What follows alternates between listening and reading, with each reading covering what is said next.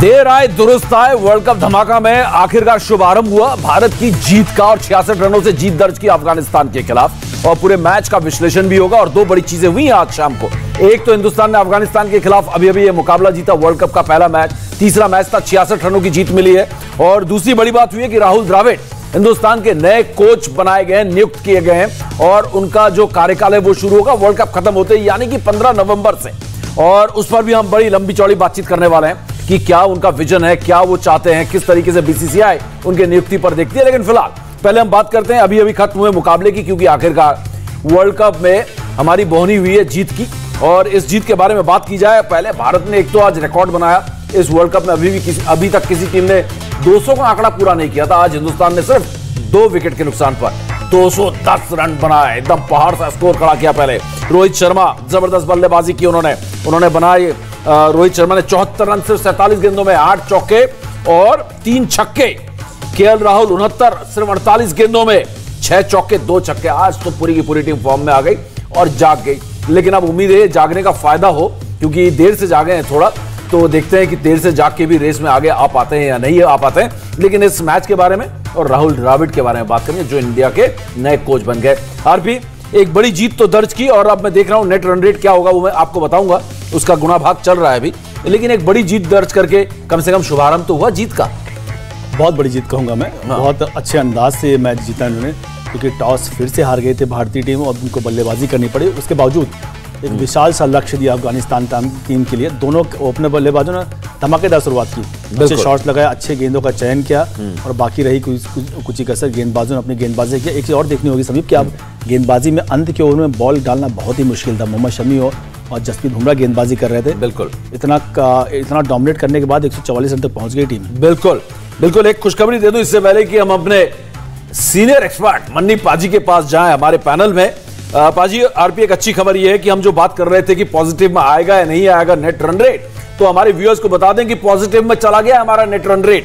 जी, इससे पहले -1.69 था, तो वो बहुत ही बुरा हाल था। 1.6 कहूंगा, 609 था, -1.6 था।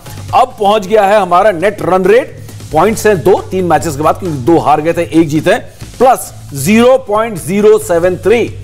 सवाल ही उठता है पाजी, अब तक ये प्रदर्शन था कहां हिंदुस्तान का? ये खिलाड़ी कहां गायब थे?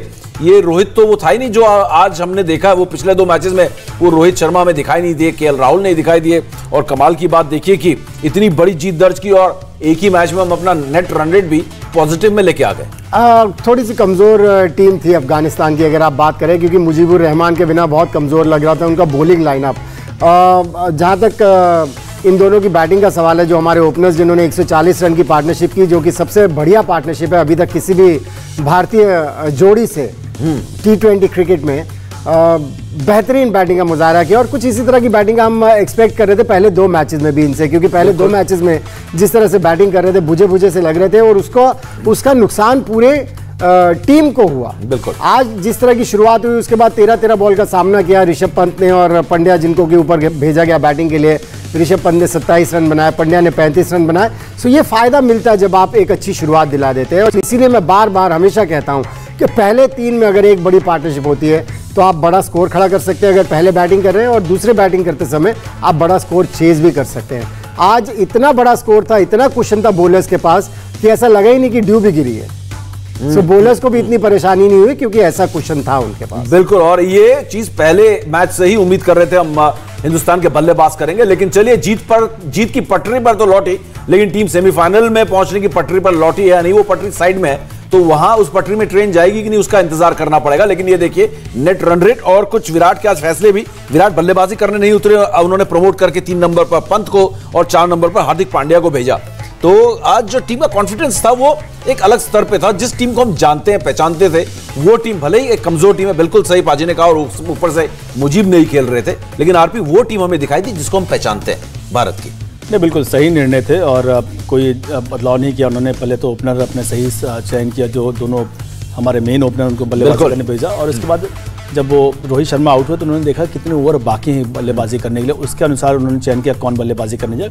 ऋषभ पंत को भेजा था वहाँ। बिल्कुल। फिर जब केएल आउट हुए तो कम ओवर थे, फिर हार्दिक पांड्या को भेजा। उसके बाद विराट ने खुद पैड कर रखा था, ऐसा नहीं किया, पर तो मैं मानता हूँ कि एकदम सही किया।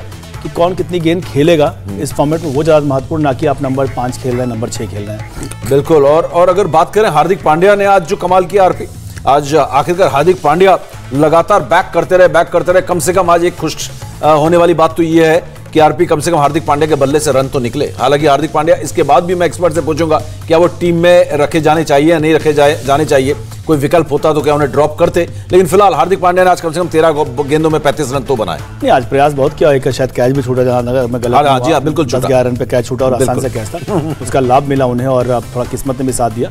बड़े शॉट लगाए उन्होंने, शॉट तो मार ही सकते हैं, ऐसा इसलिए नंबर उनको खिलाया जा रहा है जो पहले मैच से मैं बोल रहा हूँ। बिल्कुल, उनके खिलाने की वजह ये है कि जो एक होप है और पुराना परफॉर्मेंस है कि 6 नंबर पे ये बड़े बड़े शॉट लगा लेंगे। तो आज देखने को मिला और 2-3 गेंदें शायद लगी भी उनको बाउंसर, जहाँ तक मैं देख रहा हूँ 1-2 गेंदें।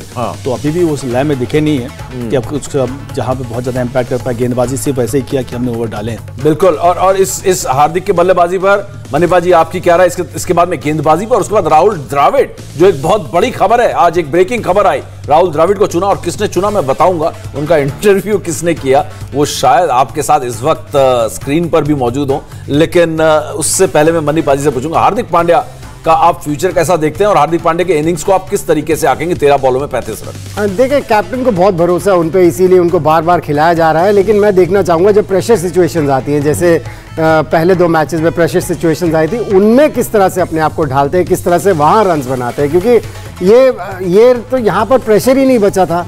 लेकिन जब प्रेशर आता है, जो खिलाड़ी तब परफॉर्म करता है, फिर उसके ऊपर ज्यादा भरोसा जगता है। और ऐसा अभी तक हार्दिक पांड्या के बैट से हमने काफी टाइम से नहीं देखा। बिल्कुल।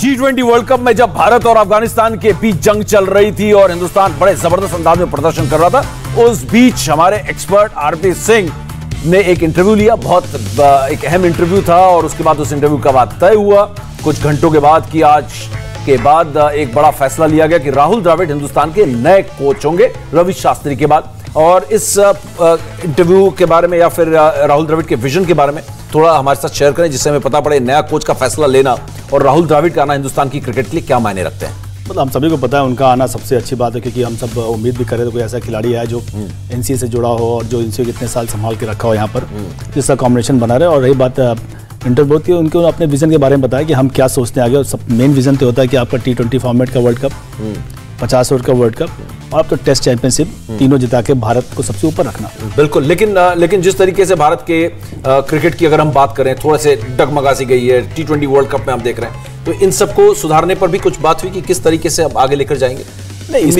इमीडिएट प्लान तो अपना जो बेंच है पूल वो बड़ा करने की बात हुई। और अकेले एप्लीकेंट थे इसलिए ज्यादा दूसरे किसी का इंटरव्यू था नहीं, क्योंकि उनका अकेला इंटरव्यू था। बिल्कुल। पूल की ज्यादा बात हुई, कैसे पूल को और अच्छा करना है। T20 वर्ल्ड कप में जब भारत और अफगानिस्तान के बीच जंग चल रही थी और हिंदुस्तान बड़े जबरदस्त अंदाज में प्रदर्शन कर रहा था, उस बीच हमारे एक्सपर्ट आरपी सिंह ने एक इंटरव्यू लिया। बहुत एक अहम इंटरव्यू था और उसके बाद उस इंटरव्यू का बात तय हुआ कुछ घंटों के बाद कि आज के बाद एक बड़ा फैसला लिया गया कि राहुल द्रविड़ हिंदुस्तान के नए कोच होंगे रवि शास्त्री के बाद। और इस इंटरव्यू के बारे में या फिर राहुल द्रविड़ के विजन के बारे में थोड़ा हमारे साथ शेयर करें, जिससे हमें पता पड़े नया कोच का फैसला लेना और राहुल द्रविड़ का आना हिंदुस्तान की क्रिकेट के लिए क्या मायने रखते हैं। मतलब हम सभी को पता है उनका आना सबसे अच्छी बात है, क्योंकि हम सब उम्मीद भी कर रहे थे कोई ऐसा खिलाड़ी है जो एनसीए से जुड़ा हो और जो एनसीए कितने साल संभाल के रखा हो यहाँ पर, जिसका कॉम्बिनेशन बना रहे। और रही बात इंटरव्यू की, उनको अपने विजन के बारे में बताया कि हम क्या सोचते हैं आगे। और सब मेन विजन तो होता है कि आपका T20 फॉर्मेट का वर्ल्ड कप, 50 ओवर का वर्ल्ड कप और अब तो टेस्ट चैंपियनशिप, तीनों जिता के भारत को सबसे ऊपर रखना। बिल्कुल। लेकिन जिस तरीके से भारत के क्रिकेट की अगर हम बात करें, थोड़े से डगमगा सी गई है T20 वर्ल्ड कप में हम देख रहे हैं, तो इन सबको सुधारने पर भी कुछ बात हुई कि किस तरीके से अब आगे लेकर जाएंगे। इमीडिएट प्लान तो अपना जो बेंच है पूल वो बड़ा करने की बात हुई। और अकेले एप्लीकेंट थे इसलिए ज्यादा दूसरे किसी का इंटरव्यू था नहीं, क्योंकि उनका अकेला इंटरव्यू था। बिल्कुल। पूल की ज्यादा बात हुई, कैसे पूल को और अच्छा करना है। बिल्कुल। हमने पिछली बार जब देखा था 2017 में जब कोच का चयन हुआ था, तो वहां पर कई कंट्रोवर्सीज देखने को मिली थी। कप्तान का भी इसमें रोल होता है, हमने देखा कि वो भी अपनी राय रखते हैं। जिस तरीके से रवि शास्त्री और विराट कोहली के उसमें जब कोच को चुना गया था, लेकिन फिलहाल ऐसी कोई विवाद इस बार नहीं देखने को मिला। इंडिया टीवी हर वक्त हर जगह डाउनलोड करने के लिए सर्च करें India TV news Google play store या ऐप स्टोर पर।